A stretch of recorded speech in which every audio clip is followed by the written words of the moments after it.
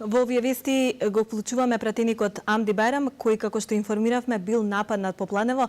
Добро вечер, господине Бајрам, дали се слушаме? Добро вечер. Како се чувствувате? Ке може ли да ни кажете што точно ви се случи по Планево? Вака, јас се малку подобар сум, се наоѓам моментално кардиологија, човек пред градски трговски центар, човек на Заев, ми се представи дека е на Заев, човек од обезбедување и ми се заквали у шутка што ги избркав на Заев од шутка за време на избори. Уреденачка ми кажа,